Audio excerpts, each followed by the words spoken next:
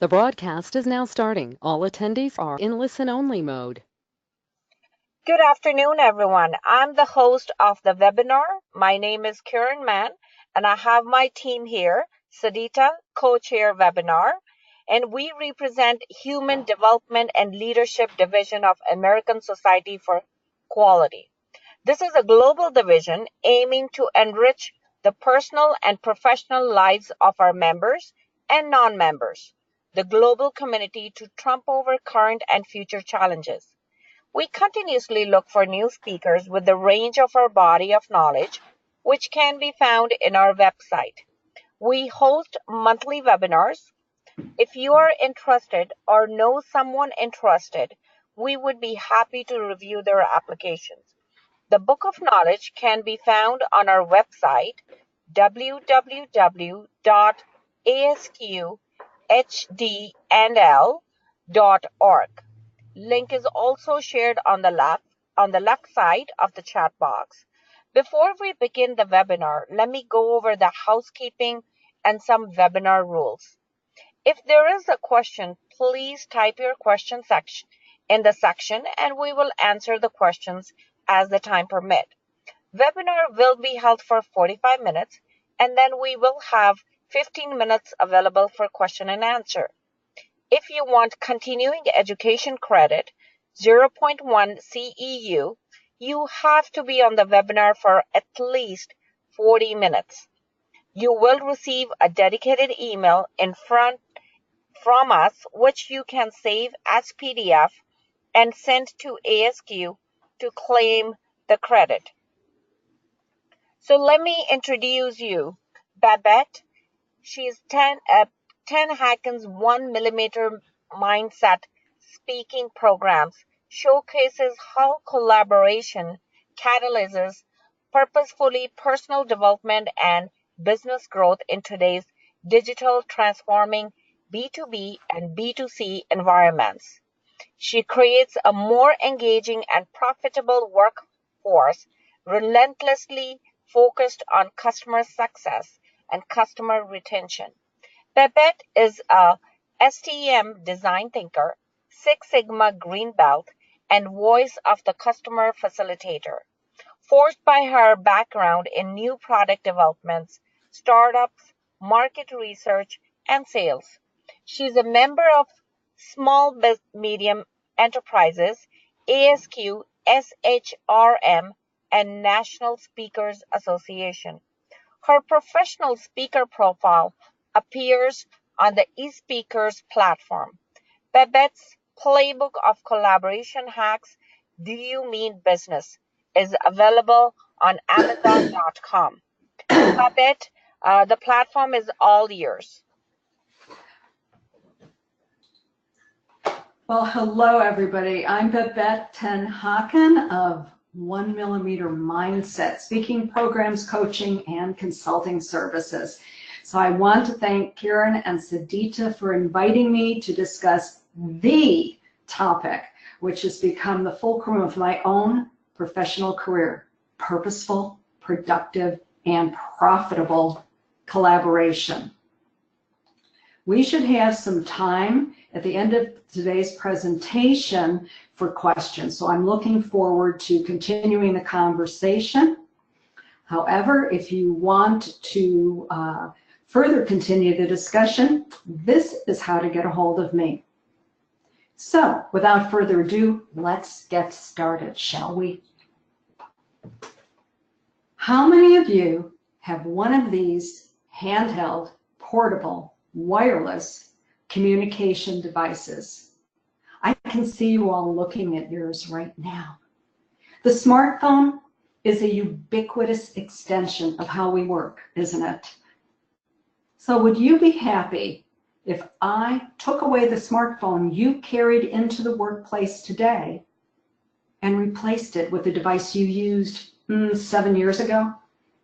Why 7 years ago? In 2011, the fourth industrial revolution, Industry 4.0, was formally recognized and gained operational and business velocity. So think about it. When your new smartphone arrives, it's just a hunk of metal and plastic and a chip. So what's the first thing you do? Your smartphone immediately becomes better because you download software and apps, you customize it. And in fact, you expect your smartphone to become better and better over the duration of its life cycle. So professionally, what were you doing 7 years ago? And professionally, are you still doing the same things the same way with the same tools? Or like your updated smartphone, have you become better and better? You see, the last time the ISO 9001 standard was updated was in 2008. And that's 3 years before the formal recognition of Industry 4.0, the Industrial Internet of Things ecosystem. And in 2008, the age of mass production was the predominant paradigm impacting manufacturing and business models. However, in the 7 years since Industry 4.0 in 2011 and the 10 years since ISO 9001-2008, the age of mass production has evolved into the age of customization and personalization. Our customers no longer anticipate that products and services will remain as good as the day they bought them. That was age of mass production mindset expectation. Instead, customers expect products and services to become better and better throughout their life cycles. And not only that, our customers expect products and services to become more interactive and interoperable with each other. Our customers expect the same of us. Customers anticipate that we will become better and better over the duration of their relationship with us. So just how interoperable are you as a quality professional? Have you become better and better since the last ISO 9001 standard update? Or are you still doing the same things, the same way, with the same tools, except now you're working within a digitally transforming business, manufacturing, and quality ecosystem? Because the hallmark of Industry 4.0 is interoperability, collaboration between software interfaces, machinery, processes, and people. A colleague of mine has an expression: everything looks good on paper until people get involved. Quality processes and documentation can be as perfect as possible, perfect enough to earn ISO 9001-2015 certification. However, what does this certification actually look like in real time in the workplace, day in and day out? And also, what are the long-term implications of how well these processes and systems are implemented? How does quality create value, drive revenue, and therefore impact customer experience, customer success, and customer retention? Do any of these questions I just asked make you the least bit uncomfortable? Because they should. They transition you 1 millimeter beyond the traditional descriptions of quality job functions, certifications, and professional degrees. Achieving this particular ISO certification has a very interesting feel to it, doesn't it? ISO 9001-2015 certification is all about capturing the value of quality as it impacts productivity and profitability across the organization. I don't know about you, but that is one tall order, isn't it? And the key catalyst of that productivity and profitability is cross-functional collaboration. Who you are, what you do, and where you fit into this dynamic future of quality scenario. So I have two more questions for you. I tend to ask a lot. First, where do you sit at your organization's Industry 4.0 business table? Yes, business table. Are you comfortable following someone else's lead, or are you compelled to do the leading? And second, do colleagues across the organization know who you are and how you and your team contribute to your organization's value stream, as well as your clients' value streams? Or are you hidden away in your organization, a quality Cinderella, invisible to everybody outside of your department? Okay, so at this point, some of you probably are thinking, oh, Babette, I already collaborate. I have to work with the teams I have been mandatorily assigned to. Folks, mandatory team assignments are not necessarily anywhere near collaborative. You know that as well as I do. I mean, some teams, they work like magic. Other teams are dysfunctional at best and toxic at their worst. So our conversation today is about evolving every interaction you have, both mandatory as well as non-mandatory, into collaborative, interoperable partnerships. In the age of customization and personalization paradigm, collaboration no longer is a nice to have soft skill. You know, trying to be nicer to colleagues every now and then, something we ignore most of the time. In today's digitally transforming, globally competitive business ecosystem, your ability to collaborate productively and profitably across the organization impacts the future of your own organization, your client's organization, and your career as a quality professional. Today's digitally transforming workplaces, the software and machinery often collaborate together far more effectively than their human coworkers do. The future of quality is all about how you, as a human quality professional, contribute valuably to workplace interoperability. Industry 4.0 collaborative interoperability combines both hard skills with powerful soft skills. There's no either or involved. So are you comfortable, confident, conversant, and prepared to walk quality talk throughout your organization? You see, this new ISO standard is holistic, and it challenges us to flatten organizational structure and poke holes in legacy mindset, habits, systems, and business models. ISO 9001:2015 tests the constraints of your organizations, your teams, and your own ability to collaborate. And that's why we're having this conversation today. So you learn how to root out causes of unconscious bias, which are organizational collaboration killers. Become a more proactive and collaborative innovator, and create a more quality and customer-focused collaboration culture.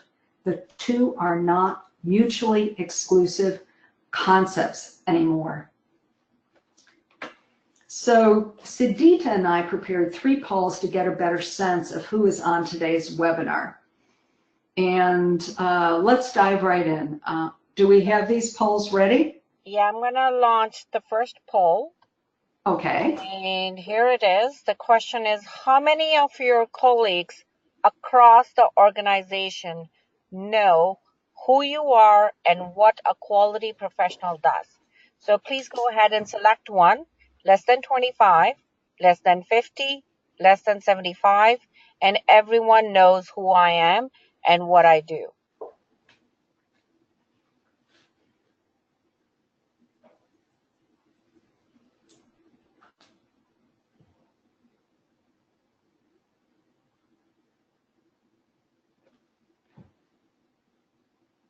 So I'll give a few more seconds because I can see that we're still collecting more responses.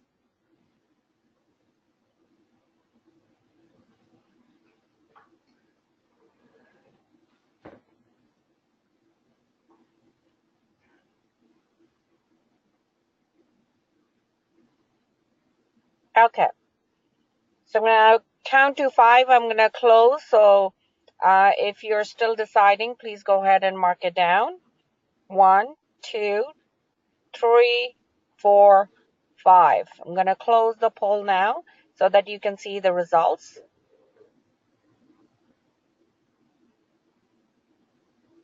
Here we go. So Babette, the results say 40% people think it is less than 25, and 31% believe in less than 50, 16% less than 75, and only 12% think everyone knows who I am. So our major one is less than 25. Okay, so basically 71% of the folks on the webinar today feel that less than 50% of the organization knows who you are and what you do. Now 40% believe it is less than 25%. Correct. And 31%. So the combined total, aggregated total of under 50%. Let's go to poll number 2. Okay. During each month. Yeah, how often? We're going to launch the second one. During each month, how often do you interact with colleagues who are not quality professionals? The choice 1 is not at all, if I can help it. Rarely. I pretty much only work with only quality professionals. Third one is frequently at meetings. And the last choice is daily, because I have cross-functional responsibilities. So please go ahead and mark down your choice.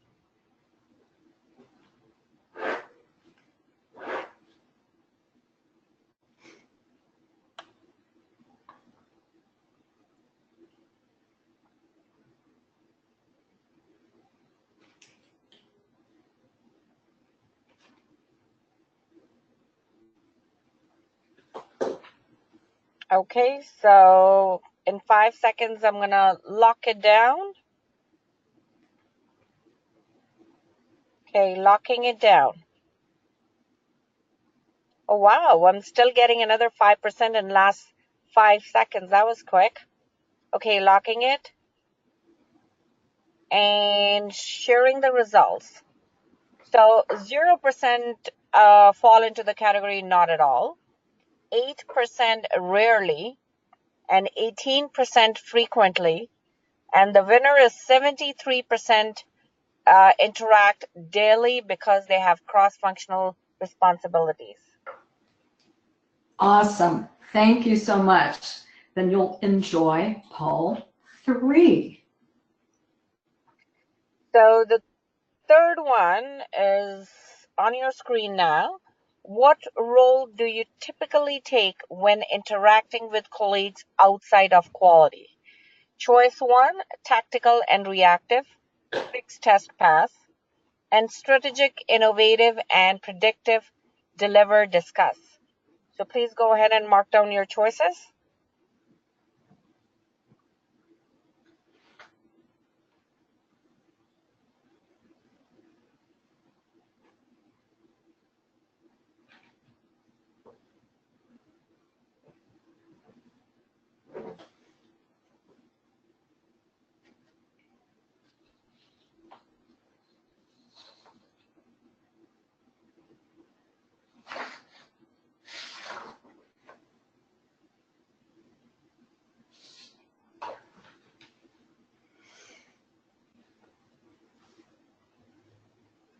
I'll just give it another 10 seconds because I can see the number is increasing very quickly.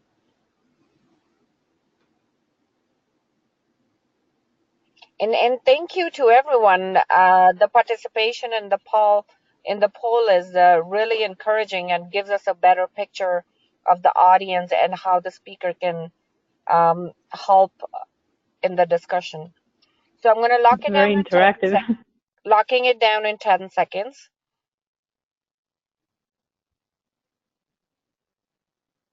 Okay. So sharing the results, 31% thinks tactical and reactive, and 69% fall into strategic, innovative, and predictive. Okay, I want to thank everybody because we have some pretty interesting dynamics going on here. With poll 1, the bottom 2 boxes aggregated 71% of you feel that people are not, and throughout the organization, don't know exactly what a quality professional does, but 91% of you have cross-functional responsibilities and 69% have strategic. So I think I can do something about that right now. So let's start to address this, a bit of a disconnect here. What do you do? Now we're here today because you're ready to move 1 millimeter beyond your current comfort level as a quality professional, because you are targeting taking on greater leadership responsibilities in your organization. So what do you do? How do you answer that questions that colleagues typically toss out at meetings? Now, the majority of us respond by telling that person our job title, our professional degree, or both. What we do for other people right now. And our response is a conversation killer. Here's why. First, we assume the person we are speaking with actually understands what our job title or professional degree really means. Now, seriously, does anyone outside of quality really understand what quality is all about? In my research, and even in our poll today, non-quality professionals assume that all of us wear hard hats, work on an assembly line, and are involved in quality control. Now, why is that? Because that's the word association they recall when they hear the word quality, QC, quality control. And they don't know what that means either. And second, do we really understand what our job titles, job functions, certifications, and professional degrees mean in terms of productivity, profitability, purpose, impact, and innovation? You see, each one of us has a professional purpose hardwired into our professional DNA. And our professional purpose includes our words, actions, and values, the things we do so effortlessly when executing professionally that we take these for granted. And yet our colleagues and clients always are amazed. Like, how did she achieve that again? Our professional purpose injects itself into our unique leadership attributes. Professional purpose is how we contribute our value to our organization's human capital strategy. You cannot move yourself or your organization 1 millimeter forward until you discover what is holding you back. That's the stuff that keeps everyone stuck in place. Now, my own observations and research when working with clients have uncovered these 3 key collaboration killers in organizations of all sizes: professional labels, biases, stereotyping, and professional terminology. So let's take a little deep dive and explore, shall we? Now, over the course of our careers, the voice defining our professional purpose diminishes. And instead, it's replaced by professional labels, our job titles, professional degrees, awards, and certifications, the stuff we put on our resumes, the things we think make us look credible to other people. How we typically respond when people ask us, what do you do? Now, our devotion to and obsession with our professional labels become the feathers in our professional peacock tails. So, are you a label? Are you a job function? A professional degree? A quality certification? Okay, let's get serious here. Are you a professional peacock? Because ask yourself, are you a catalyst, a mover, a shaker, a shaper, a transformer? You see, when our workplaces become full of people who define themselves by professional labels, everyone is very busy working full-time at only half the capacity of what is possible. Now, chances are, like me, you acquired your professional purpose early on in your career, but you dismissed it as insignificant, unimportant. I mean, you thought everybody knew how to do what you delivered so effortlessly. And as an early career professional, there's no fancy title involved, and your pay grade's not high, except people you do not know from all over the organization start to invite you to their high-level executive meetings. Just how does that happen? Well, in my own case, as a corporate newcomer, I continuously was invited to cross-functional management and leadership meetings, and typically between high-level leadership types who also were dysfunctional professional peacocks. Now, initially, I was very uncomfortable attending these meetings. I mean, who was I? And I was tentative introducing myself.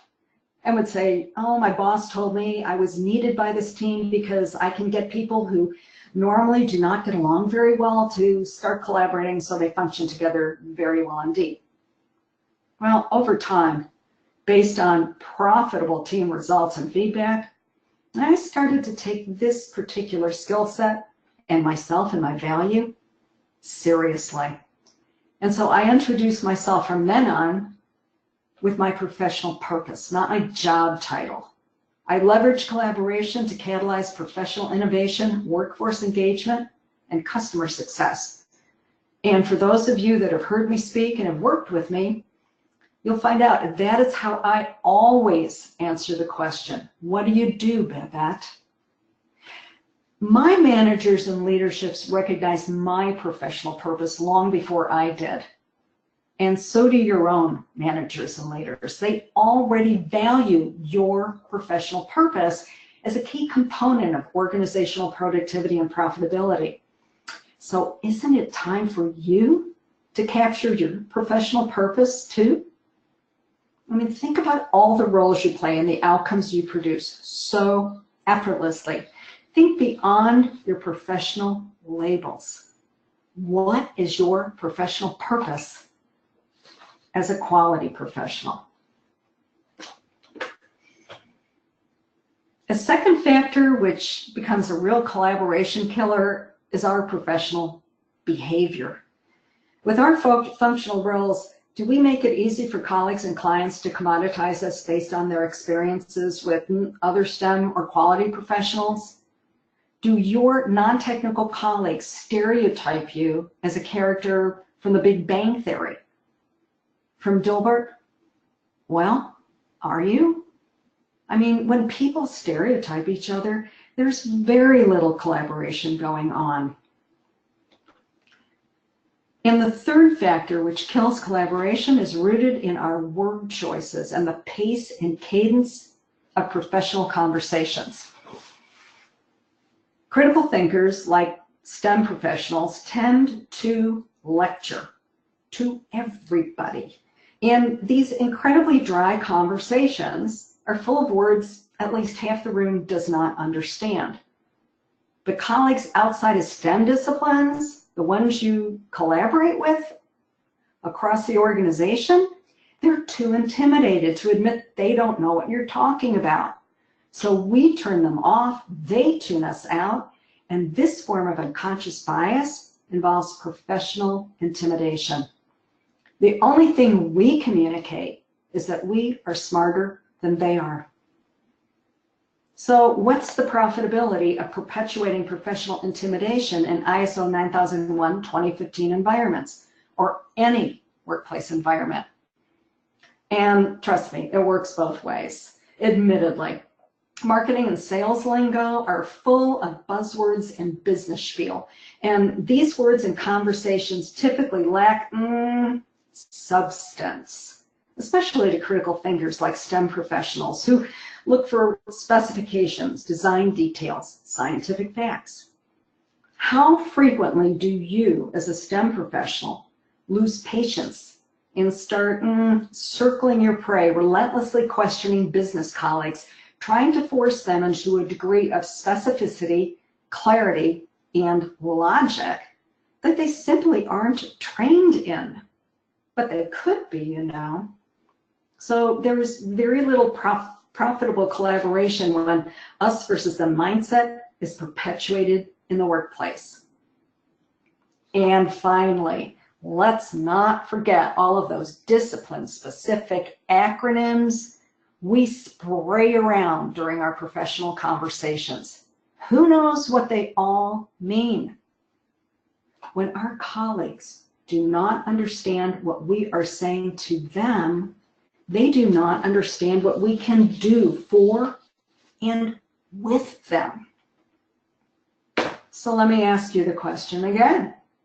What do you really do? And what happens when we move 1 millimeter beyond the comfort of our professional labels, biases, and terminology? And when we listen to that voice in the back of our brains telling us there's far more that we as quality professionals can be doing. And when we evaluate both risks and opportunities and stop holding ourselves back. Instead, we walk forward into scenarios that are unfamiliar, unknown, untested, uncomfortable. That's what happens when you start to define yourself by your professional purpose to colleagues across the organization. You connect the dots about how what you do so effortlessly helps you both collaborate to create remarkable and enduring quality and client-focused outcomes.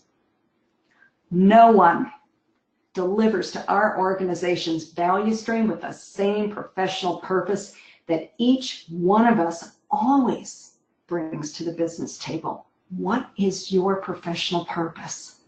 Because trust me, friends, when we are seated at the Industry 4.0 business table with our colleagues, wrestling with big, hairy issues, requiring both courage and critical thinking skills, no one is checking out the laundry list of professional labels on our LinkedIn profiles or the string of acronyms that appear after our names on our business cards. So where do you see yourself today in your career trajectory tomorrow within the brave new world of implementing the new ISO certification? Purposefully walking the value of quality talk throughout our organizations not only brings us face to face with the root causes of collaboration killers, we also start to discover why quality itself is perceived as a cost center rather than a revenue generator. Why? Because traditionally, we underdefine the value of quality to the entire organization. Remember those polls at the beginning of this webinar? 91% of you said that you frequently or daily interact across the organization. And yet 71% of you feel that the organization really doesn't understand who you are, what you do, and what quality is all about. And then also, 69% of you said that you're strategic rather than reactive.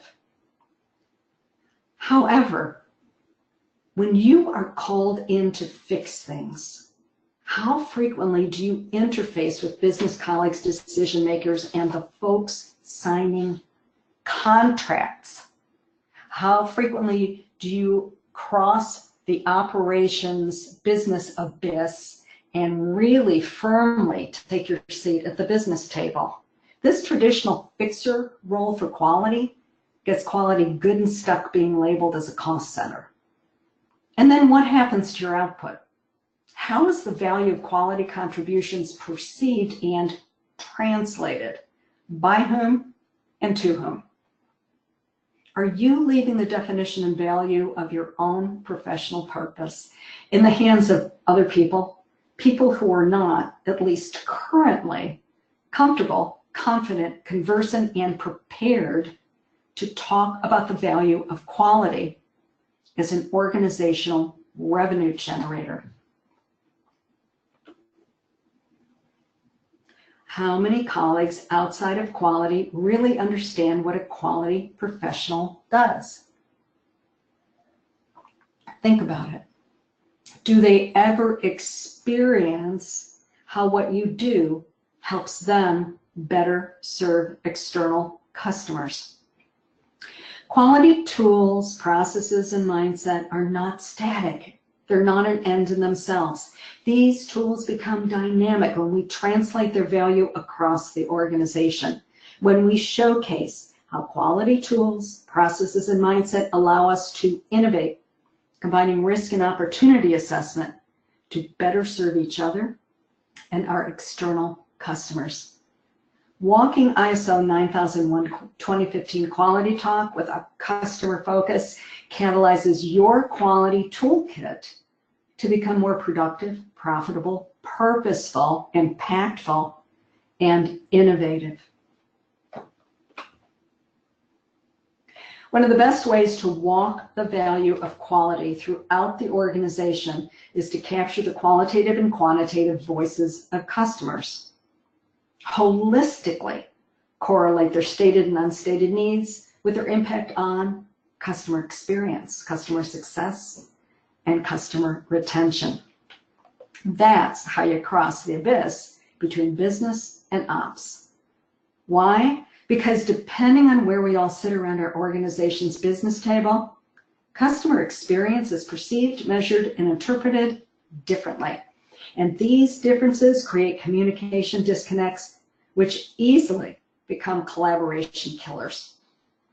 The differences in how customer experience is defined across the organization allow us to deploy quality as the common communication interface connecting the business and operations sides of the organization. Did you know that when business colleagues talk about customer experience, they use the phrase sticking close to the customer? And their definition of customer stickiness is limited to decision makers and contract signers, the people they deal with. Beyond that narrow scope, they may not know who other customers are, but you do, don't you? And from an operations and quality perspective, things look different, don't they? When you and I talk about customer experience, we refer to objective, tangible voice of end user requirements, those stated and unstated customer needs which influence and impact productive and profitable process improvements and new product developments. So isn't it time to connect the dots between how everybody in the organization perceives customer experience using quality as a common denominator for collaboration? So do you know where to start? Whom to reach out to? Start by finding your Yodas. Yodas exist in every department. Yodas now know how everything works and who's connected to whom. They may have non-traditional job titles. They may be manual workers instead of knowledge workers. Yodas are your most powerful network of resources for getting things accomplished. Yodas help you realize how your own professional biases limit collaboration. I was honored to have more than a few Yodas throughout my career. And a curious thing happens when you find your Yodas. Like me, you start to be invited to all sorts of meetings outside your current professional comfort level, with people outside your professional bandwidth, level of experience, and pay grade. And then you develop a common language for collaboration. And guess what? Quality mindset, terminology, and tools become the common denominators connecting what you do to what everybody else does on behalf of customers. Ultimately, you hold the keys to leveraging your professional purpose as a quality professional of worth. VOC methodology and language is a powerful quality tool for building bridges across professional labels, stereotyping, unconscious bias, and other barriers in organizational productivity.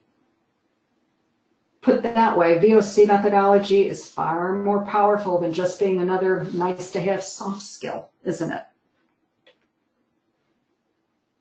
Remember, when our workplaces become full of people who only define themselves by professional labels, everyone is very busy working full-time at only half the capacity of what is possible.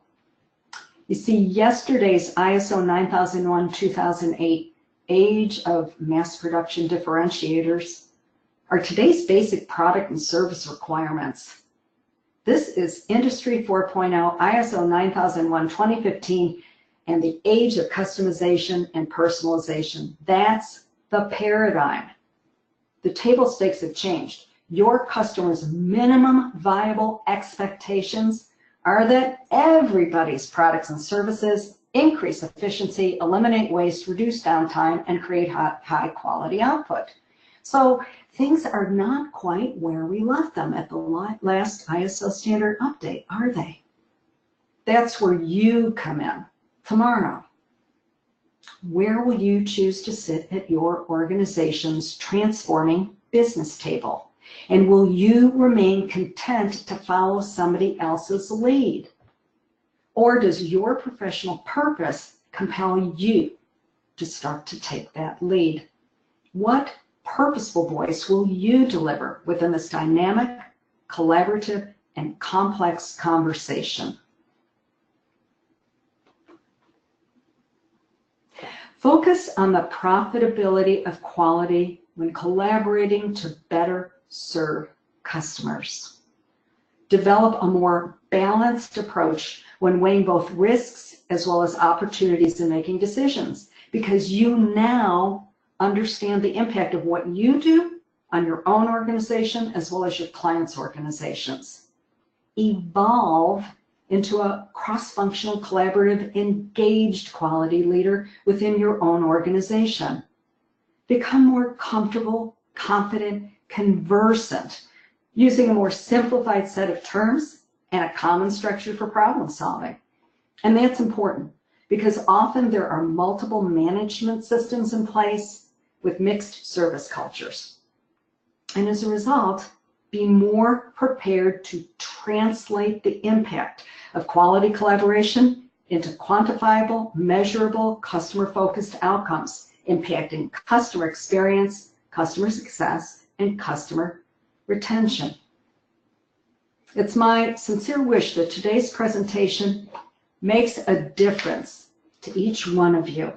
And it's also my sincere wish that today's conversation moves each one of you 1 millimeter beyond what is comfortable and catalyzes you towards what is possible. Tomorrow and the next day and every day moving forward, choose to leverage your professional purpose and become less risk averse and more aware of opportunities. And hone your skill sets. Bring interoperable collaboration into each team you are assigned to and each non-mandatory interaction you experience. That is your opportunity. And that is how you walk the value of quality talk throughout your organization. Thank you.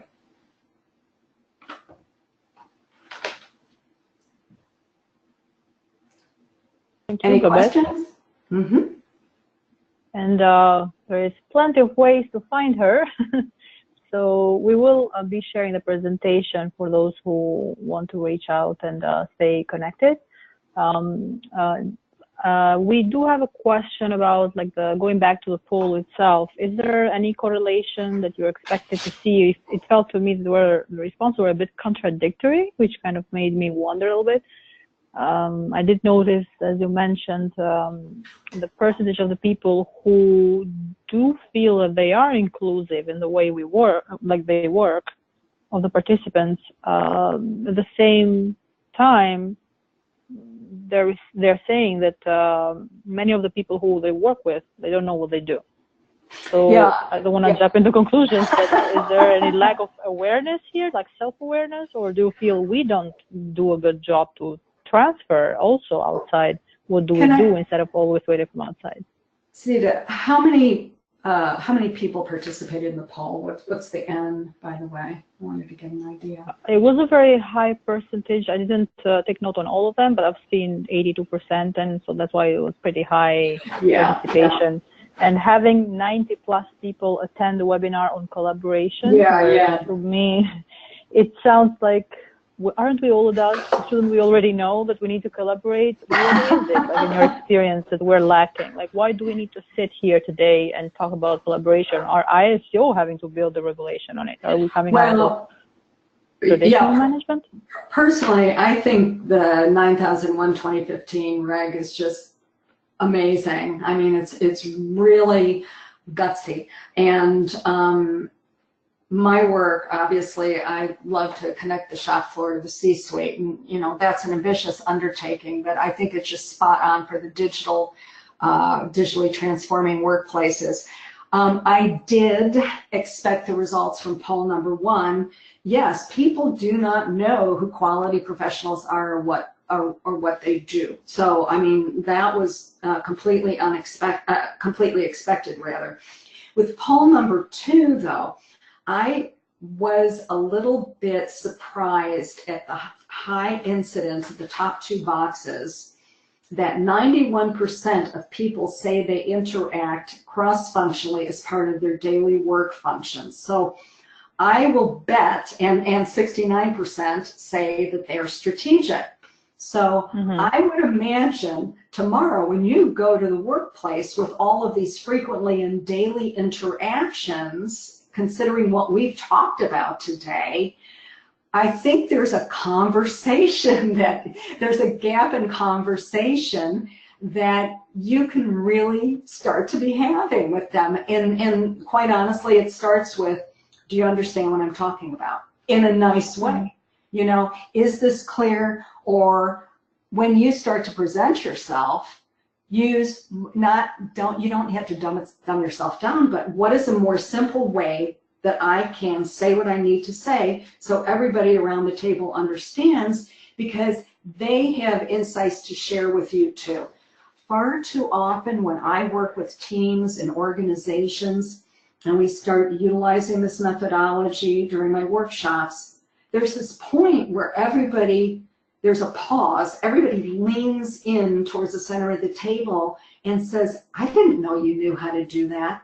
And I think that's the unasked question, is there's so much discovery of when you start to really elucidate what you do to the organization, and that we don't all sit on an assembly line wearing hard hats, plunking off, you know. Yeah, this age, I mean, and this year as well, like we shouldn't, in my view, we shouldn't, I feel like we need to take a little bit charge of what we do as well, and not always blame it on the company, which we hear all the time. Yeah, I tried, but the company structure and this, which I agree, like it can be a very big barrier if you don't have a structure that allows such, but still no one says no to you if you can take that extra step and talk about what you do, or ask to help in another department and involve them as well so they know. We also have this question, which is the golden question, and we wish all were able to just do that. It's how do we make everybody basically feel that the quality is part of everyone's job, which Deming talked about like absolutely ago. Well, you do this one opportunity at a time, because way back when, in that initial meeting with all those dysfunctional professional peacocks, there happened to be, quite honestly, he was equally dysfunctional, but he was the head of quality. I didn't know what quality was, and that's how I found out, because he had a way of explaining it, so I became intrigued. And of course, I took my first foray down into the production line of a pharmaceutical plant, which is, you know, fantastic. It's up to each one of us to do this one opportunity at a time, to think that there's going to be this organizational epiphany, and that assuming that if this is somebody else's job other than ours, you can't get away with that, and you can no longer be a quality introvert either.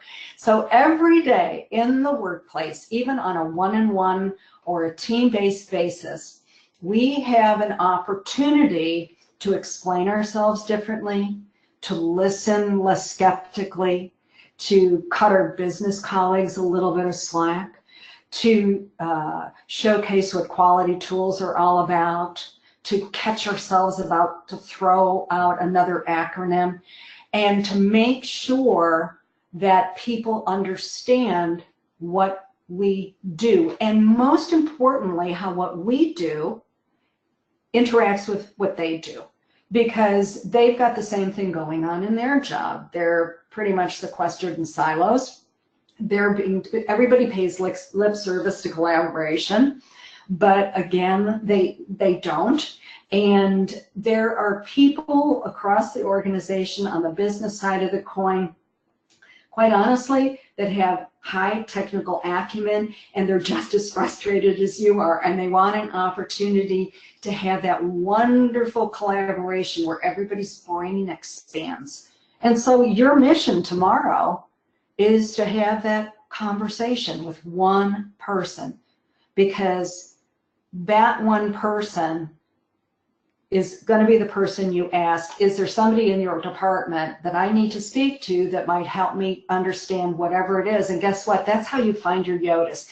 Being relentlessly curious and inquisitive about what other people do.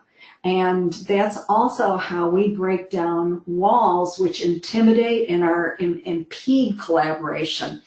And quite honestly, with that little dysfunctional team I was telling you about, the products we put on the marketplace are still knocking the socks off their competitors because everybody parked their egos outside of the door, and we suspended the use of labels, and we really just rolled up our sleeves and led and followed. And it was one team at a time until everybody in the organization wanted to be invited to watch us do that, because it's so rare. So one team at a time, one meeting at a time.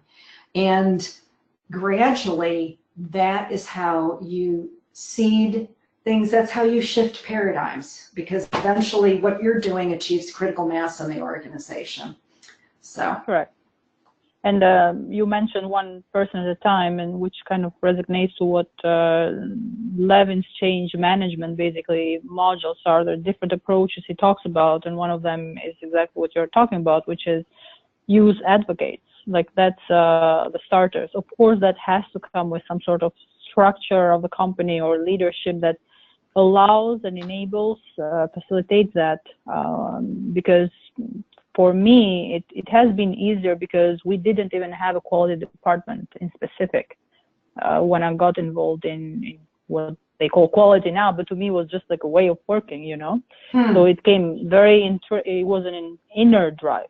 So to me, it's very important, as you mentioned, talk to one person at a time, find those people that have that, because the inner drive is way stronger than that being part of your job. So using that energy, people come to you and say, how did you do that? Or people end up coming to you for help. I know we don't always go at work to just help around, but also we don't go at work to just make ourselves feel miserable and do our job and think that we got a salary. So I think that's why it's always important to see it from an internal perspective. Why do you even go at work to that specific job? So if you get out of that, no, it's my structure, it's my department, it's my manager, just be yourself. If you care about talking to people. It's like, well, you mentioned you had a slide on customers, which was perfect, because there is so much focus on the customer, and then we kind of forget the internal people, which are customers as well. Wouldn't you talk to the customer to understand, if we think from it an external standpoint, wouldn't you talk to the customer, understand what they want, and be clear about that? That's an interesting question, because I have sat with quality professionals and had that same question that was posed to me, which was, well, the new ISO reg says I have to focus on my customers. Do you believe I really need to do that? And, you know, and this was a millennial, okay? So this is a non-generational type of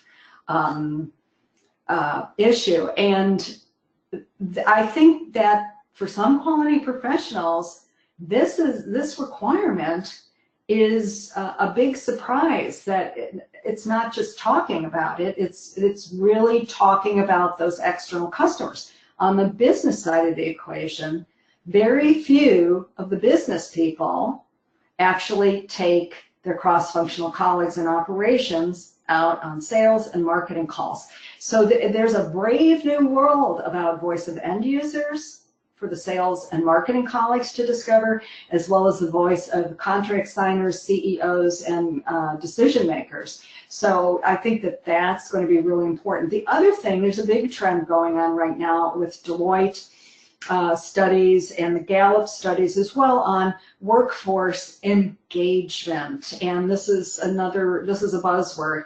Well, engagement can mean more than just making sure people are happy at work and or getting them to participate in polls or have some sort of a gamification, because as STEM professionals, you know as well as I do that there's nothing that is more engaging to STEM professionals than for us to sink our teeth in a big, hairy, complicated operational and quality issue.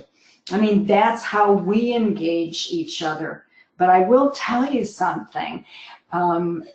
We are not surprised during the course of our quality and STEM meetings where we validate, we vet, we query, we really call our colleagues out, and that's collaborating, you know. But business people who listen, they're so intimidated. And because we're talking about collaboration here, I feel kind of bad because we're one-way webinar here. So I'm going to try to unmute one of the attendees, which we never do, but let's give it a shot. Hopefully there's not a lot of noise, but I would rather have the person has a really long comment. So Arthur, I'm going to unmute you if you are able to talk. I don't know if you are muted, but I did unmute you now if you would like to ask the question yourself. You hear me clearly? Arthur? Oh, finally we hear somebody on the other side. Are you hearing me now? Yes, we do. Loud and clear. You had quite an interesting comment there, so I would like you to share. Yes, sadly, or I have to say sadly, because it has been some odd 20 years. I belong to a state-owned company. Mm-hmm. And, for the last 20 odd years, I have remained inadvertently the only trained quality practitioner for a number of reasons. Most of it given the small island state and that I live in, it boils down to finances, individual person's finances, and the companies. So it was the only one. But as you would see in my statement, what I mainly do is research, develop, build programs, build lesson plans, build the PowerPoints to go with it, run seminars and in-house training. And that covers manpower, security operations, maintenance, and technical services operations, and other in-house divisions. So my answer on one of them earlier on is I do cross-functional, and I reach most of the people in the operations, give or take 5,000 odd employees. And that is the reason why I'm able to reach all those persons, because through the year we run continuous programs, and I facilitate a lot of those, most of those. So for you, it's a part of kind of the job, which I've been in that role as well. So it's easy for people to accept you, but also you being in between is a good thing because you kind of see a little bit of everything. And yes, that kind of answers. We had a question from Louise as well, who's saying now with the new technology, which is, I work in a pretty big company, which is all global, so virtual, it's a challenge. A new technology, how do you make sure that it's not affected versus that interaction face to face, how you minimize it? To me, it's like, even if I hear somebody saying I can't make the call because I'm out of office sick or something, I would call the person to know how they're doing. It's not that I'm the best person in the world, but I truly care. I mean, you hear something like that, you don't just let it go. I know some people who might not be friends, but still, I've been working with them for some time, even though online. And I do know when they have a birthday or something, like little details, people that show that difference between people and a machine in there. So we don't have many minutes, but I really appreciate, Arthur, you're the only one in this year that we have unmuted. But I like the fact that you're kind of in between, so that's important to share as well. So I appreciate. I'm going to mute you again. Don't hate me. But we do need to wrap it up, so thanks so much for being here. Thank you all. And thank you. And thanks, Babette, as well. Would like to actually thank everybody who was so involved in the questions as well as the polls as well. And before I explain how you can get credit for tonight's webinar, as I said, you will find the presentation within this week on our YouTube channel, so ASQ HD&L, and the website as well if you'd like to have the printed version. Our next webinar will actually be talking about technology. I think that's a good topic as well. We have Mr. Ernest Fon from Singapore who will be discussing how to overcome the big data intimidation. Like we hear about big data all the time, and how do we do that? It's through like this cultural shift again. It's like this change management sort of thing through visualization. So we're going to be showing a case study. It's already on our website, so you can go and register there. If you want to get automatic notification for future webinars, that as well can be done. Either you follow us on LinkedIn official page, or you just go and get the free newsletter, sign up on our website. There is a survey which we keep making changes based on the responses. So talking about collaboration, be collaborative. It's a 1-minute survey. We made it easy on you, and you can find that as soon as you close the webinar. So have a screen pop up, and or if you don't have time now, in an hour you'll get a follow-up email. There is RU credits, and for those who attended 40 minutes, you'll receive a second email, which is just dedicated to RU credits, and you can keep that to claim your credit with ASQ. Thank you all for your time today, and we look forward to having you on our next webinar. Thanks so much.